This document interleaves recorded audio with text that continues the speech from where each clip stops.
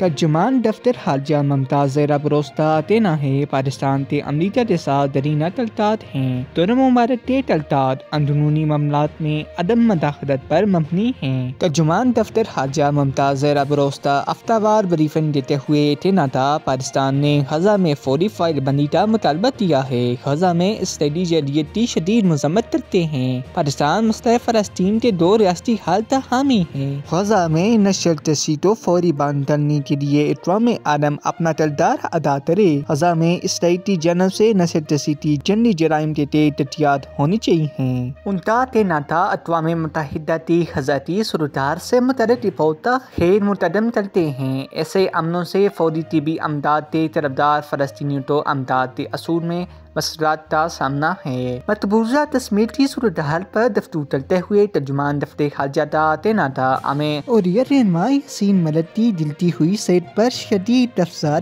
ہیں۔ یاسین ملک کے خلاف جیری کیسز بنائے دے۔ بھارتی انتظامیہ سے یاسین ملک کی فوری رہائی کا مطالبہ کرتے ہیں۔ ترجمان دفتر خارجہ کا کہنا تھا اور یہ رہنما یاسین ملک کی بھوک ہڑتال پر شدید تشویش ہے اور یہ رہنما یاسین ملک کو فوری طور پر صحت کی سہولتیں فراہم کی جائیں۔ ایک سوال کے جواب میں ترجمان دفتر خارجہ نے کہا صدر اور وزیر اعظم پاکستان نے نام منتخب امریکی صدر ڈونلڈ ٹرمپ کو مبارکباد دی ہے۔ پاکستان کے امریکہ کے ساتھ درینہ تعلقات ہیں۔ پاکستان اور امریکہ پرانے دوست اور شراکت دار ہیں۔ ہم ایک دوسرے کے اندرونی معاملات میں عدم مداخلت پر مملکت ڈالتے حامل ہیں۔